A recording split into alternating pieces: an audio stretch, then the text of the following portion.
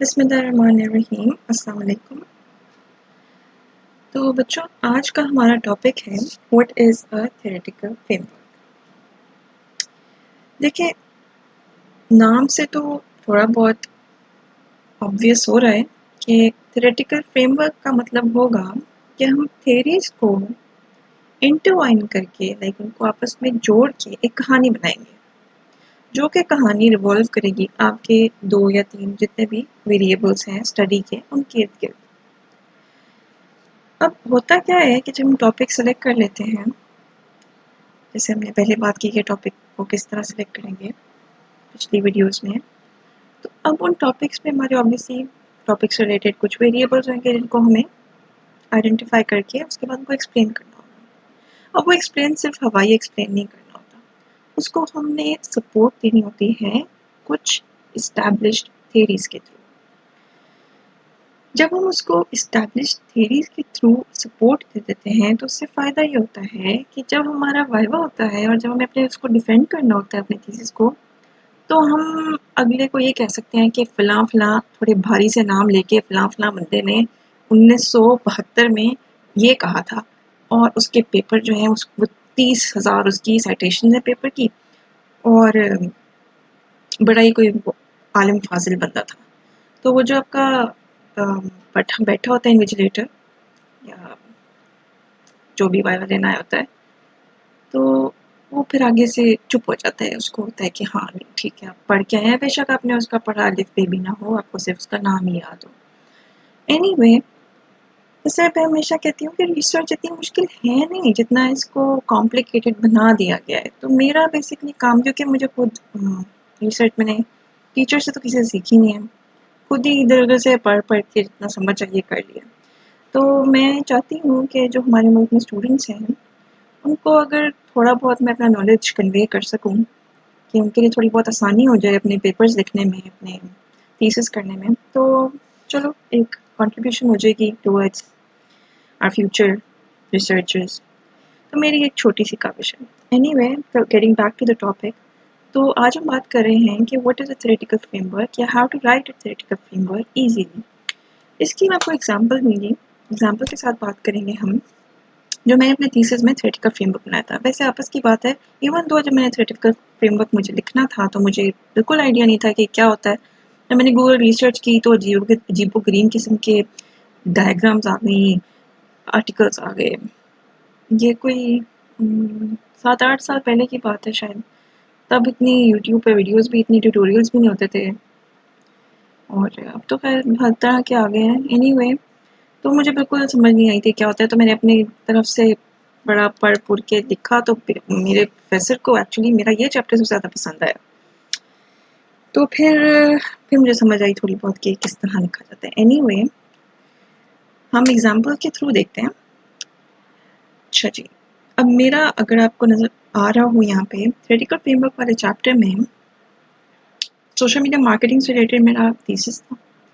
Brand loyalty को मैंने इसमें कैटर किया था, और brand equity, building brand equity through social media marketing, ये मेरा इसके इर्द गिर्द रिवॉल्व करता था थीसिस। तो मैं आपको इसमें दिखाती हूँ कि मैंने पहले स्टोरी डाली, बैकग्राउंड दिया अपने वेरिएबल्स का, जिसके अंदर मैंने सोशल मीडिया मार्केटिंग थी, ऑनलाइन ब्रांड कम्युनिटीज़ थी। फिर इसके अंदर मैंने पहली थ्योरी अगर आपको नजर आ रही है तो process of collective value creation based on social practice theory, ठीक है। फिर मैंने इसके थ्रू थोड़ी स्टोरी क्रिएट की कि किस तरह ये सपोर्ट करता है कि value creation social practice theory को किस तरह से जो है ये आपस में ऑनलाइन ब्रांड कम्युनिटीज़ को जो है वो सपोर्ट करते हैं इन क्रिएटिंग ब्रांड लॉयल्टी। फिर मैंने इसको मज़ीद इसको एक्सप्लेन किया और थोड़ी आर्टिकल्स के साथ, और मैंने फिनोमिनलिज्म ऐड किए जिसमें थ्योरी ऑफ एनिमिज्म ऐड की, जिसके अंदर के लोग जो नॉन लिविंग थिंग्स हैं उनको तो उनके साथ एसोसिएशन बिल्ड कर लेते हैं as if they are living things. तो जिस तरह ब्रांड्स के साथ कर लेते हैं लोग, इवन दो ब्रांड्स कोई जीते जाते इंसान तो नहीं है, लेकिन हम ब्रांड से प्यार करते हैं सपोजली। तो प्यार तो किसी जानदार चीज़ से होना चाहिए, बट दिस थ्योरी स्टेट्स के लोग ब्रांड्स के साथ लिविंग थिंग्स वाला सलूक करते हैं। फिर कंज्यूमर ब्रांड थ्योरी, इसके साथ मैंने इसको सपोर्ट किया अपने टॉपिक को। फिर मैंने प्रोपोजिशंस बनाई। प्रोपोजिशंस मैंने जो अपने जितने भी वेरिएबल्स थे उनको मैंने मज़ीद जैसे एक्सप्लेन किया उनको मज़ीद थेरीज़ के साथ। कमिटमेंट ट्रस्ट थेरी, जब ब्रांड ट्रस्ट को लिया मैंने, मतलब मैंने अपनी ब्रांड लॉयल्टी को मैंने बेसिकली उसको मल्टी डायमेंशनल कंस्ट्रक्ट के तौर पे जो है वो ब्रांड इक्विटी को मैंने उसको एक्सपैंड किया इनटू 4 और 5 वेरिएबल्स। फिर हर वेरिएबल को मैंने मल्टीपल थेरीज़ के साथ जो है वो, जैसे थेरी ऑन हेडोनिक कंजम्पशन, ठीक है, describing hedonism as maximizing pleasure. अब देखिए मैंने इसको एक्सप्लेन किस तरह किया है। Hedonic consumption is thus defined, मैंने मतलब थेरी लिखी ये किसकी थेरी है, फिर मैंने उसको थोड़ा सा इंट्रो दिया ये होती क्या, फिर इसके बाद उसको थोड़ा डिटेल में इंट्रो दिया कि किस तरह डिफाइन की गई है ये बाय द जो इसके हैं ऑथर्स, उन्होंने उसको किस तरह बेसिकली डिफाइन किया। फिर कि ये वाली थेरी मेरे वेरिएबल के साथ किस तरह से रिलेट करती है, ठीक है। तो इस तरह से मेरा 1-2 पैराग्राफ्स बन जाते हैं ये सारी स्टोरी डालने में। फिर मज़ीद जो थेरी है उसका जो वेरिएबल है, जैसे हेडोनिक ब्रांड इमेज वेरिएबल था, इसके आगे जितने बन रहे हैं dimensions elements with respect to that theory जो आइडेंटिफाई हुए हैं उनको लिखा। तो ये अगर आप देख लें तो मेरा एक पूरा जो है वो 2-3 पैराग्राफ्स का मेरा एक बन गया है proposition for that particular variable. तो अब ये देखना कि थेरीज को हम ढूंढेंगे कैसे।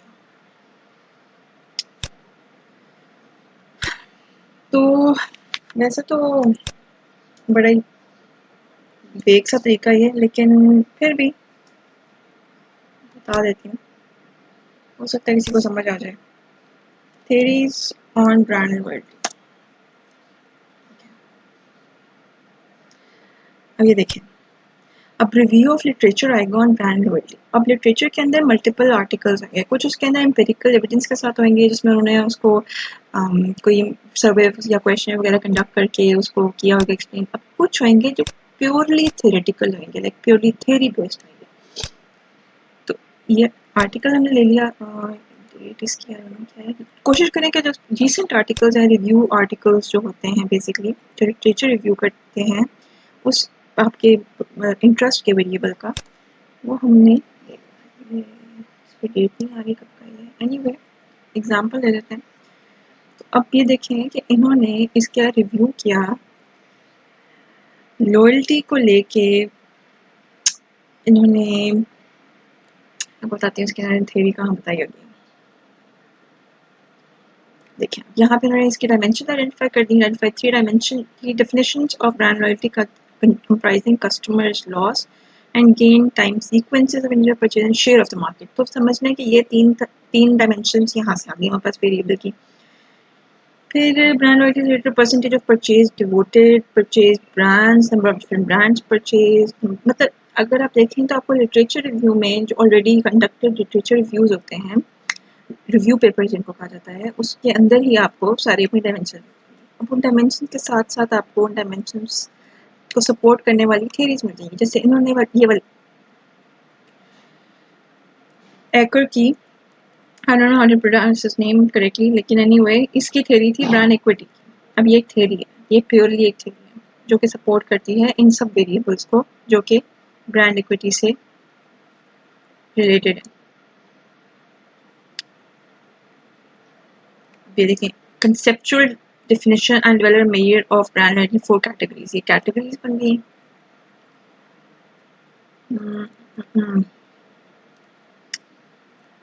ये इन्होंने इसका कंसेप्चुअल फ्रेमवर्क बना दिया। ओके ये देखिए इन्होंने सारे ऑथर्स के साथ उनकी स्टडीज़ दे दी हैं। इन स्टडीज़ में ही आपको उनसे रिलेटेड थेरीज भी मिल जाती हैं, जो कि अभी तक मुझे इसमें कोई थेरी नहीं नज़र आ रही सिवाय एक के जो आखिर की थेरी थी ब्रांड इक्विटी की, जो कि सपोर्ट करती है इसको।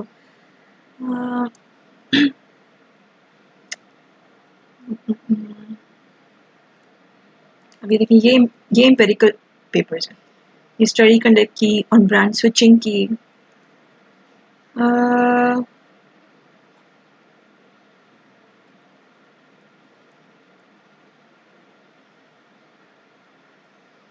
ये ये देखिए, ये एक थ्योरी है, प्रेफरेंस बिहेवियर लॉयल्टी कंस्ट्रक्ट। ये एक मॉडल है बेसिकली, तो हम models are also based on theory. तो अब ये पेपर के अंदर ही आपको, आई डोंट नो अगर आपका वेरिएबल इससे रिलेटेड है या नहीं, तो उससे रिलेटेड ही हमें थ्योरीज मिल जाएंगी।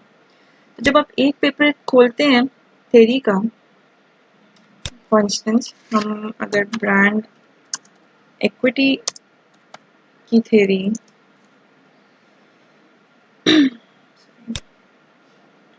निकालें, तो उसी पेपर के अंदर आपको उससे पास थ्योरीज जो ऑलरेडी इस्टेब्लिश्ड हैं वो मिल जाती हैं।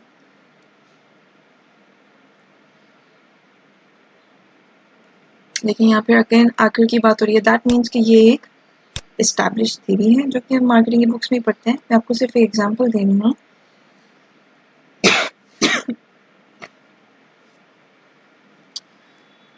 कॉटलर आ गया, ये मतलब ये केलर आ गया, तो ये सब आपको नाम मिल जाएंगे, उनकी थ्योरीज मिल जाएंगी। ये again consumer oriented perspective ampler की आ गई है। तो ये एक एग्जांपल है कि how to find out theories which are relevant to your particular topic, और फिर उन थ्योरीज को इंटरकनेक्ट करके एक स्टोरी डेवलप करना, और वो story should support your topic. उस थ्योरी में फ़ायदे ये होते हैं कि थ्योरेटिकल फ्रेमवर्क बनाने के, कि थ्योरेटिकल फ्रेमवर्क की बेसिस पे आपका कंसेप्चुअल फ्रेमवर्क बनता है, मतलब आपका मॉडल बनता है, जो एक डायग्राम होती है। अब वो मॉडल किस तरह बनेगा, जब आपने जितनी भी रेलेवेंट थ्योरीज पेपर्स पढ़ के आपने एक वेरिएबल रिपोजिटरी बना ली, मतलब कि आपने समझने के एक आपने पेज लिया, उसके आपने वेरिएबल लिखा ब्रांड लॉयल्टी। अब ब्रांड लॉयल्टी के अंदर जितने भी आपको अभी तक कंस्ट्रक्ट्स पढ़े हैं, पढ़ते जाते हैं, जैसे जैसे नज़र आते हैं आपको, जैसे अवेयरनेस, रिपीट, ये आप लिखते जाएंगे जैसे जैसे आप पढ़ रहे हैं लिटरेचर में। ये आपके पास एक 10-15 जो भी कंस्ट्रक्ट्स आ गए हैं, ये आपके वेरिएबल के एलिमेंट्स हैं या डायमेंशंस हैं। डायमेंशंस हैं तो उनको आपने मज़ीद एलिमेंट्स में डिवाइड करना है। तो ये आपके एक कंसेप्चुअल मॉडल बनाने में जो है वो हेल्प करता है। तो आज के लिए इतना ही। होप के